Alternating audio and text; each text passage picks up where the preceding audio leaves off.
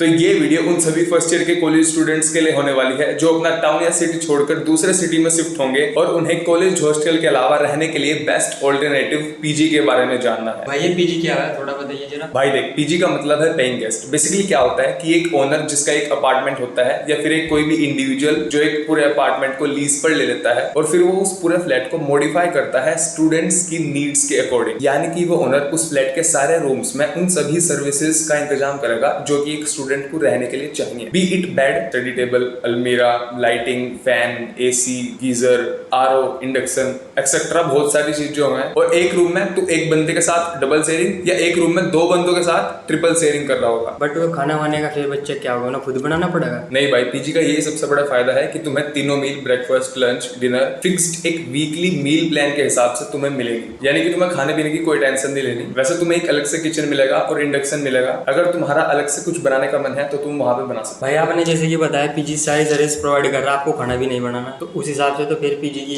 Fees बहुत महंगी होगी, बच्चा कैसे अफोर्ड करेगा। नहीं भाई, ऐसा कुछ नहीं है। पीजीज बहुत अफोर्डेबल है। अगर तू कॉलेज का हॉस्टल लेता तो तुझे पूरे साल की सारी फीस एडवांस में जमा करानी पड़ती, लेकिन पीजी में ऐसा नहीं है। पीजी में मंथली फीस जमा करानी पड़ती है और पीजीज बहुत ज्यादा अफोर्डेबल होते हैं। पीजी का मंथली रेंट 8,000 से स्टार्ट हो जाता है और फिर जैसे जैसे पीजी का रेंट बढ़ेगा वैसे वैसे क्वालिटी ऑफ सर्विसेज भी तेरी बढ़ जाएगी। एक महीने का तो तेरा पीजी का रेंट हो गया, इसके अलावा तुझे एक महीने का एडवांस्ड रेंट डिपॉजिट करना पड़ेगा एज अ सिक्योरिटी, और 6 महीने का तेरा लॉक इन पीरियड होगा। यानी कि अगर तू 6 महीने के बाद पीजी को छोड़ता है तो तेरा ये जो advanced rent as a security था ये तुझे रिफंड हो जाएगा। अगर तू 6 महीने से पहले किसी वजह से पीजी छोड़ देता है तो ये जो तेरा सिक्योरिटी थी ये तुझे रिफंड नहीं होगी। भाई आपने सब फैसिलिटी बताई, आपको तो 2 साल का एक्सपीरियंस है, तो और पीजी में रहने का क्या फायदा है। देख भाई, जैसे मैंने बोला पीजी बेस्ट ऑप्शन है हॉस्टल के अलावा। एक पीजी में तुझे सारी सर्विसेज मिलेंगी, खाने से लेकर, सफाई से लेकर, कपड़े धोने की मशीन तक। इसके अलावा पीजी बेस्ट इसलिए भी है क्योंकि एक कॉलेज स्टूडेंट के लिए जो उसका मोस्ट इंपोर्टेंट एसेट होता है टाइम।